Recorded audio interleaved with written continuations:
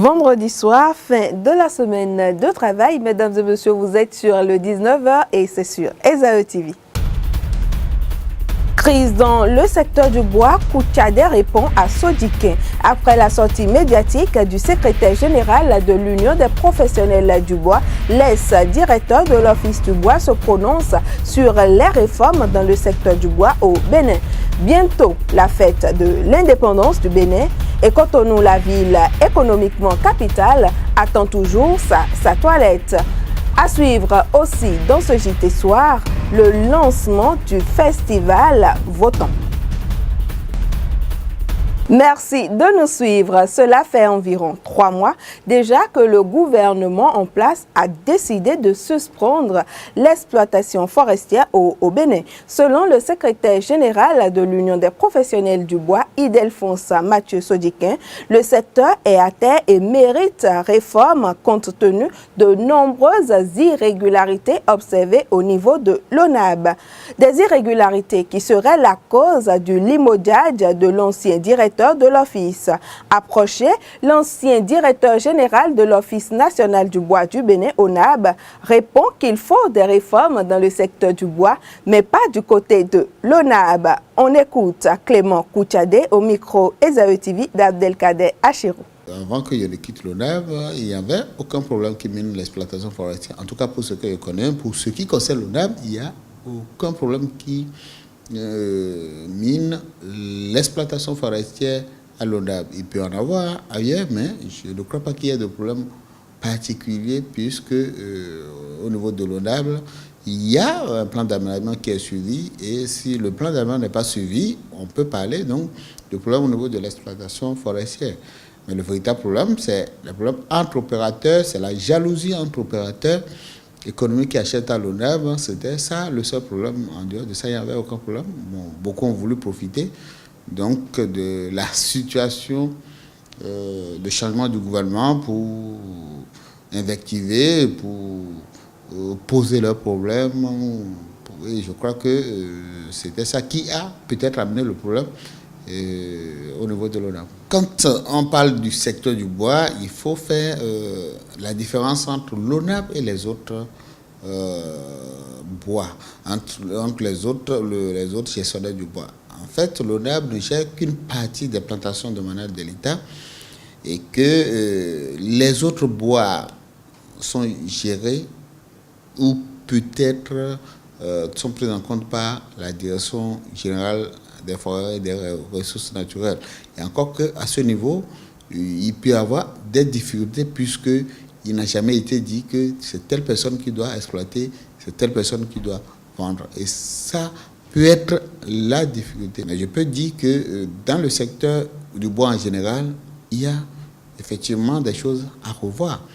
Je crois que le gouvernement est allé trop vite en besogne et en acceptant, en écoutant les grouilleurs ou ces opérateurs qui avaient quand même pour simple objectif de détruire les autres camarades. Donc je pense que pour ce qui me concerne, il n'y a pas une honte aujourd'hui de libérer les produits de l'ONAB, quitte à ce qu'on trouve une solution pour les autres bois venant des autres forêts. Parce que il suffit de faire un tour sur le terrain, on saura que ce que les gens se racontent n'était que du faux. Puisque une exploitation perdue, une année perdue, ça va forcément agir sur tout le peuplement et il n'est pas facile de rattraper.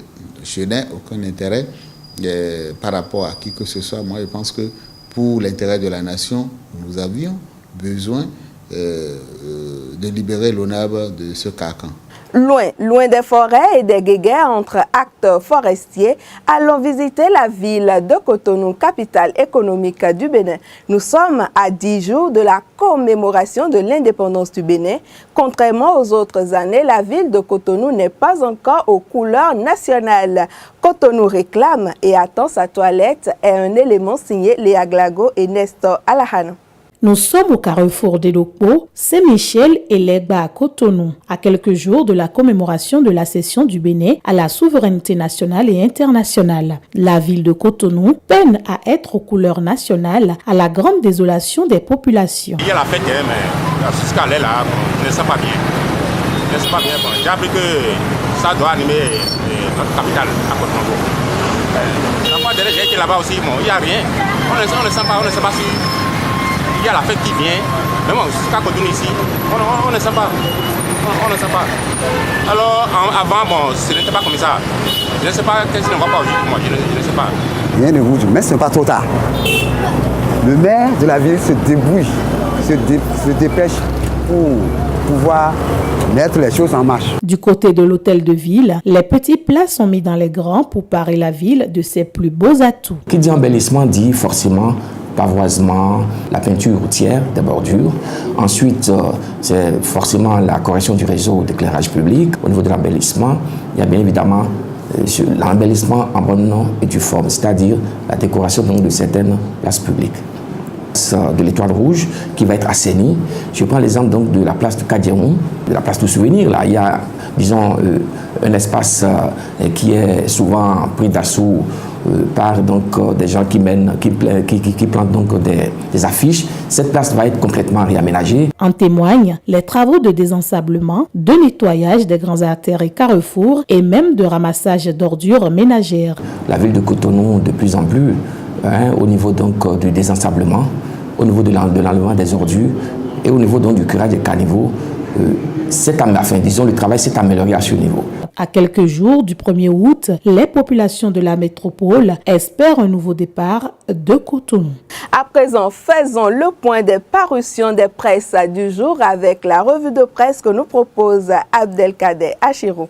La marche de protestation contre Sébastien Germain à Javon et l'insécurité grandissante au Bénin font la une des journaux. Repère Média met en manchette ce jour réduction des taxes douanières sur les produits congelés. Un complot contre les intérêts de Sébastien Germain à Javon. Les quotidiens Le Matin et Libération parlent de malaise dans le secteur de l'importation de produits congelés au Bénin. Le GIPC dénonce les manœuvres de monopolisation de Sébastien Germain à Javon. Ces importateurs appellent le président Patrice Talon à la rescousse. First Info pense qu'en ce qui concerne la marche de protestation contre Sébastien Germain à Javon hier à Cotonou, le GIPC se trompe royalement de combat et de cible. Le Canard cherche à savoir s'il s'agit des jérémiades théâtralisées pour tromper l'opinion publique et le président Patrice Athanas Guillaume Talon. Repère Média nous informe qu'à l'ambassade des États-Unis, le département de la justice des États-Unis introduit les membres de la chaîne pénale au manuel de la procédure des affaires de stupéfiants. Nouvelle Expression nous informe que le colonel Louis Akani adhère à l'initiative de paix du professeur Albert Evoadjire dans la lutte contre le terrorisme dans le monde. Nouvelle Expression relaye braquage d'une Selcam à Kokotomé, les malfrats défient l'opération Mamba. Le Télégramme fait savoir qu'au sujet du braquage d'hier à la Selcam de Kokotomé, 4 malfrats ont emporté plusieurs millions, un Zim a été tué et 2 blessés graves ont été enregistrés. Restons à la une du quotidien Le Télégramme, toujours dans le registre des braquages. Le journal nous apprend qu'hier à Akasato, le malfrat a été arrêté et une dame blessée. First Info nous amène dans les collines et évoque une alerte maximale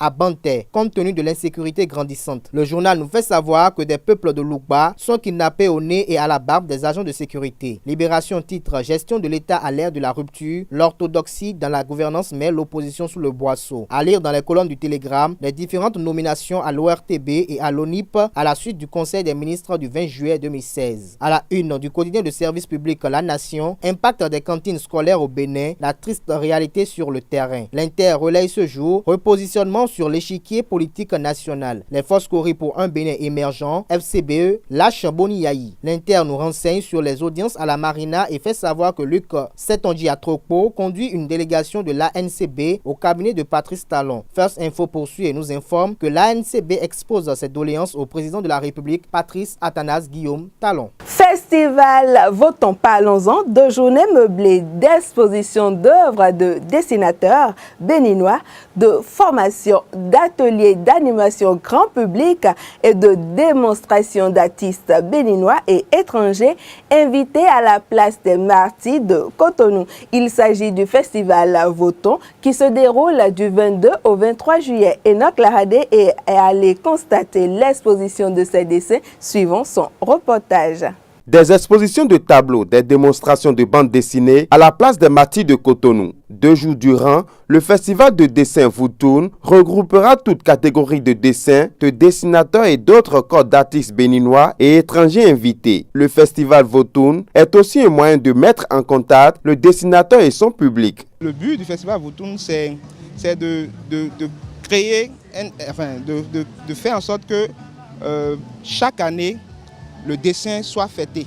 Chaque année, on sente que le dessin béninois a une date où tous les dessinateurs se retrouvent à un endroit où ils peuvent quand même essayer de se retrouver, d'échanger, de rester dans un cadre convivial. C'est aussi un marché. C'est un marché où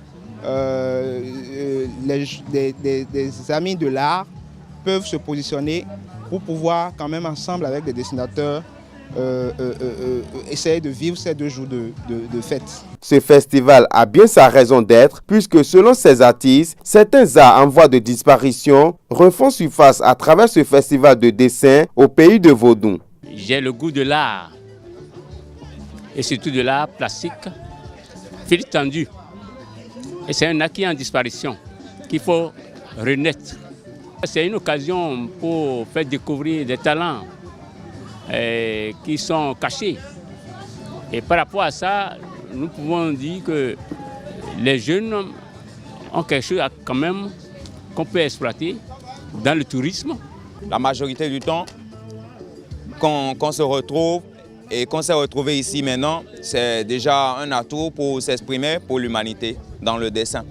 L'exposition de ces œuvres d'esprit se poursuit et ceci se fera chaque année pour faire valoir le dessin béninois. Visitons les informations hors du Bénin, c'est la page Inter.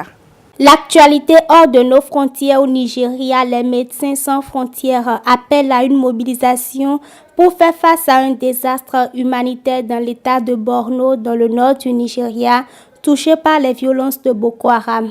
La directrice des opérations s'est rendue sur place. Pour elle, l'intérieur de l'État est coupé du monde et fait face à une situation d'urgence. Plus d'un demi-million de personnes ont besoin d'aide alimentaire de toute urgence, explique-t-elle.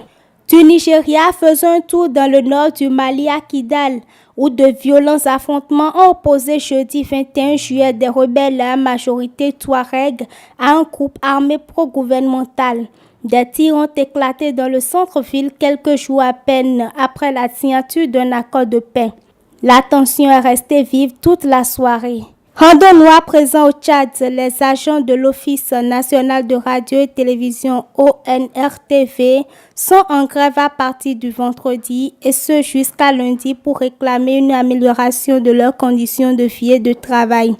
Une grève que la direction juge illégale. Refermons cette page Inter par la 21e conférence mondiale sur le sida qui s'achève ce jour en Afrique du Sud.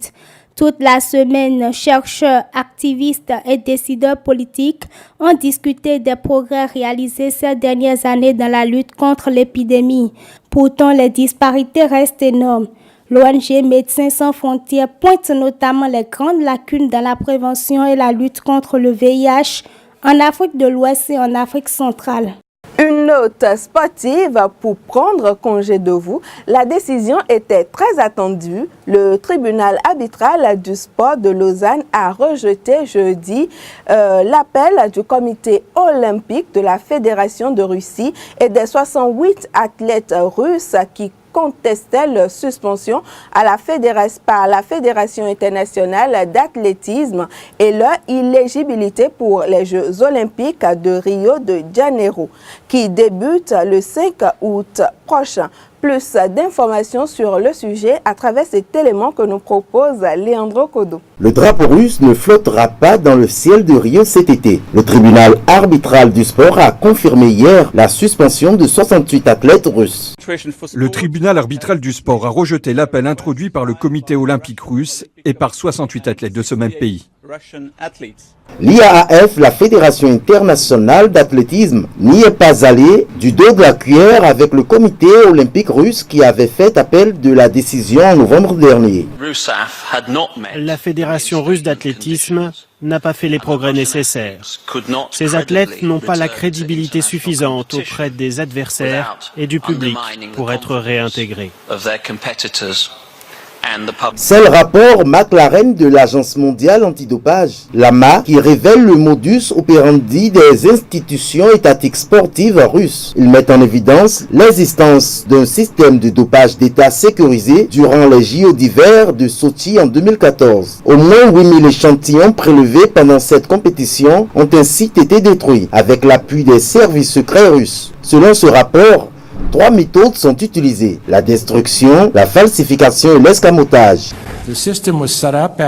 Le système a été mis en place par les autorités russes après les résultats catastrophiques aux Jeux olympiques d'hiver de Vancouver en 2010. Et ça a duré au moins jusqu'en août 2015. Le palmarès de la Russie aux Jeux olympiques témoigne de ce fait. 14 médailles aux JO de Londres en 2012, 18 raflées à Pékin en 2008. Seuls les États-Unis ont fait mieux. Pour le moment, le CIO, le Comité international olympique, demande encore une semaine pour étudier ce verdict exceptionnel dont les répercussions sur le monde sportif sont énormes. Toutefois, l'IAAF, la Fédération internationale d'athlétisme, laisse encore une chance aux athlètes de bonne foi de participer à ces Jeux sans le drapeau russe, mais avec une bannière neutre. Sur ESAE TV ce week-end, vous aurez droit à vos émissions Info Hebdo, l'invité et bien sûr sécurité routière. Merci de nous suivre et n'oubliez pas, vivre c'est accepter, mourir un tout petit peu chaque jour. Merci de nous avoir suivis et ainsi se referme cette édition du journal sur ESAE TV. Merci et bonsoir.